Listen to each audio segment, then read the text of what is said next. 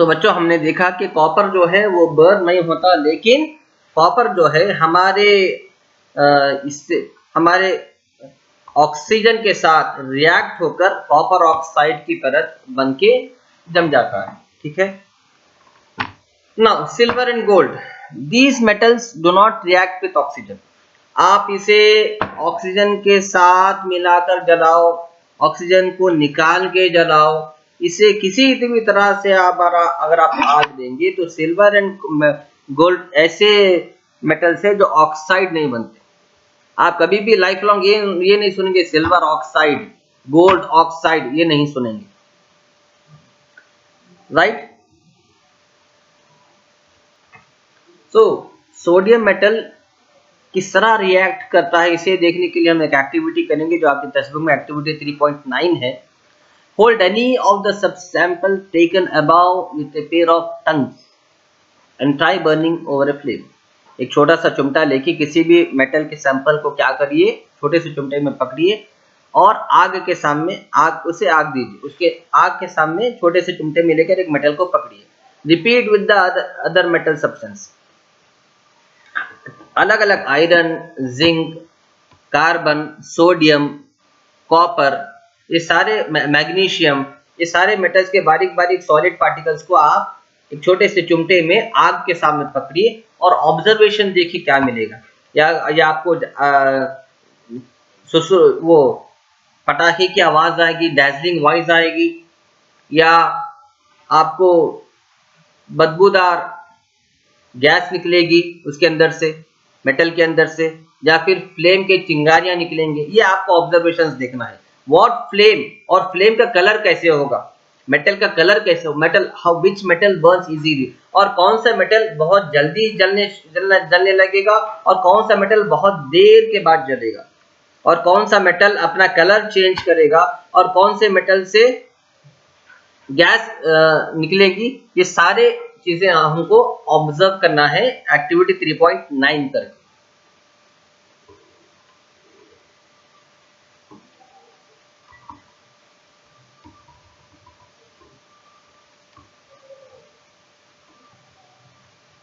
इस एक्टिविटी में आप ये देखेंगे कि sodium is the most reactive of the samples of metals taken here. जितने भी सैंपल्स आप लिए उसमें सोडियम बहुत जल्दी रिएक्ट करने वाला मेटल आप देखेंगे। The reaction of magnesium is less vigorously. Sodium के बाद सोडियम से कंपेयर करेंगे तो मैग्नीशियम थोड़ा देर से रिएक्ट करेगा, यानी थोड़ा देर से जलना शुरू होगा। सोडियम की तरह जल्दी और इमीडिएटली वो आग नहीं पकड़ेगा। But burning in oxygen does not help us to decide about the reactivity of the zinc, iron, copper और लेड। तो ये सारे जो मेटल्स है इनकी फिजिकल प्रॉपर्टीज आपको इससे अंदाजा होगी कि वो कितनी जल्दी ऑक्सीडाइज होंगे, कितनी देर से ऑक्सीडाइज होंगे, कितना जल्दी ऑक्साइड के लेयर्स इसमें फॉर्म होंगे। अब आइए देखेंगे more reactions to arrive at the conclusion that above the order of the reactivity of these metals। अब और थोड़े मेटल्स से और थोड़े रिएक्शंस करके देखेंगे कि मेटल के अंदर और कितनी, मेटल्स और नॉन मेटल्स के अंदर और क्या क्या प्रॉपर्टीज है। नेक्स्ट टॉपिक यही है, what happens when the metals react with water. Metals को वाटर में रिएक्ट करेंगे, मेटल्स को पानी के साथ मिलाएंगे तो हमें क्या रिजल्ट मिलेगा, लेट अस सी नाउ। सो मेटल्स को पानी में डालने के बाद उसके रिएक्शंस क्या होते हैं वो देखने के लिए हमें क्या करना है। पहले तो iron, copper, zinc, sodium, magnesium, ये मेटल्स को कलेक्ट करना है। ये मेटल्स के बारीक बारीक सॉलिड पार्टिकल्स को, बहुत छोटे छोटे पीसेस को कलेक्ट करना है। ठीक है। और हर मेटल के पीस को अलग अलग पानी के ग्लास के बीकर में हाफ पानी ठंडे पानी में ऐड करके रखना है। ठीक है। बीकर्स में हाफ बीकर कोल्ड वाटर लीजिए, आधा गिलास कांच के गिलास में आधा गिलास कोल्ड वाटर लीजिए और एक गिलास में एक मेटल डालिए। दूसरे गिलास में आधा गिलास ठंडा पानी लीजिए, दूसरा मेटल डालिए। इसी तरह सारे मेटल्स को अलग अलग कांच के गिलास में हाफ गिलास कोल्ड वाटर में डालना है। उसके बाद आपको रिएक्शन देखना है, कौन सा मेटल या कोई मेटल आग पकड़ रहा है या कोई मेटल बहुत कुछ देर के बाद पानी के ऊपर परत पे आके तैरने लग रहा है, ठीक है, या कोई मेटल ऐसा ही है बिना बिना चेंज हुआ, उसे कुछ हुआ ही नहीं। और कुछ मेटल्स अगर ऐसे हैं जो बगैर चेंज हुए के वैसे ही हैं, चेंज नहीं हुए, उनमें कोई चेंजेस नहीं आया, तो उन मेटल्स को निकाल कर आपको क्या करना है, दूसरे ग्लासेस में आधा ग्लास गर्म पानी लेके उसमें डालना है। पहले तो ठंडे पानी से एक्सपेरिमेंट किए, अब वो एक्सपेरिमेंट में कुछ वो मेटल्स जो रिएक्ट नहीं किए वैसे ही रहे, पानी में डालने के बाद जैसे कि वैसे ही रहे, रिएक्ट नहीं किए, चेंज नहीं हुए, उन मेटल्स को निकाल कर आपको कुछ ऐसे ग्लास में डालना है जहां पर आधा ग्लास गर्म पानी है। अब गर्म पानी में वो मेटल्स रिएक्ट करते हैं या नहीं रिएक्ट करते हैं, वो आपको ऑब्जर्व करना है, ठीक है, वो आपको ऑब्जर्व करना है। वो मेटल्स जो ठंडे पानी में रिएक्ट नहीं किए, अगर उन मेटल्स को गर्म पानी में डालेंगे तो वो मेटल्स रिएक्ट करेंगे या नहीं रिएक्ट करेंगे, वो आपको ऑब्जर्वेशन देखना है, ठीक है।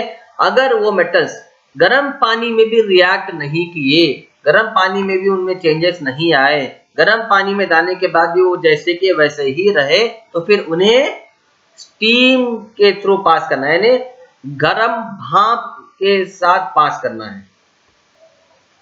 ये जो अरेंजमेंट आप देख रहे हैं, ये जो अरेंजमेंट आप देख रहे हैं, ये उन मेटल्स के लिए है जो गर्म पानी में भी चेंज नहीं हुए, गर्म पानी में भी रिएक्ट नहीं किए। उसको क्या करना है, ये जो है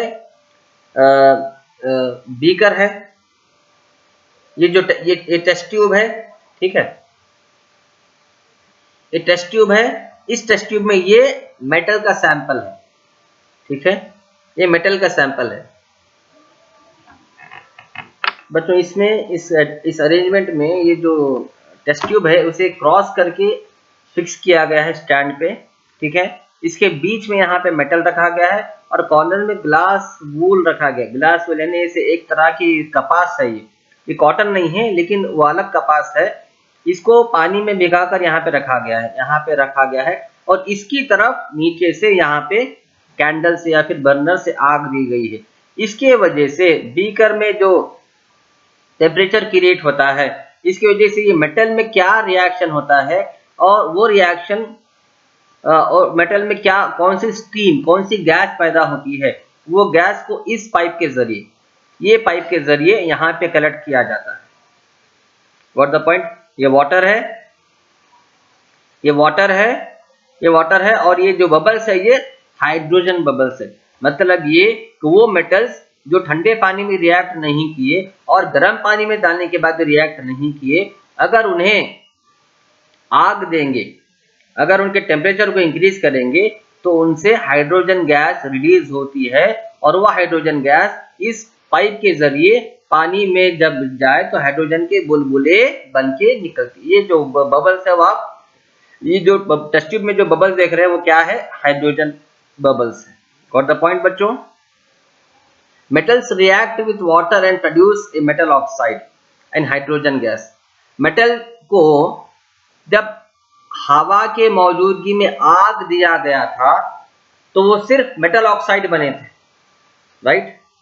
लेकिन मेटल्स को जब पानी में ऐड किया जाता है, मेटल्स को जब पानी में डाला जाता है तो वो मेटल ऑक्साइड तो बनते हैं, साथ में हाइड्रोजन गैस रिलीज होती है। ये डिफरेंस है आग में जलाने में और पानी में ऐड करने में, ये डिफरेंस है। आग में जलाने से सिर्फ ऑक्साइड बनता है और पानी में ऐड करने से मेटल ऑक्साइड के साथ हाइड्रोजन गैस रिलीज होती है। Metal oxides that are soluble in water dissolve in it to further form metal hydroxide, but all metals are not react with each other.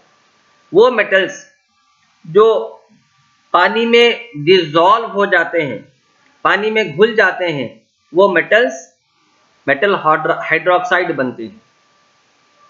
Metal oxide के साथ metal hydroxide भी बनते हैं, लेकिन सारे metal पानी से रिएक्ट नहीं होते। ये बात अच्छी तरह याद रखो बच्चों, सारे मेटल्स, सभी मेटल्स पानी से रिएक्ट नहीं होते। बहुत थोड़े मेटल्स है जो पानी में रिएक्ट होकर मेटल हाइड्रोक्साइड बनते हैं, ठीक है। पहले तो उन्हें आग देने से मेटल ऑक्साइड बना, वो मेटल ऑक्साइड अगर पानी में ऐड करेंगे तो वो बहुत थोड़े मेटल्स ऐसे हैं जो पानी में रिएक्ट करके मेटल हाइड्रोक्साइड बनते हैं।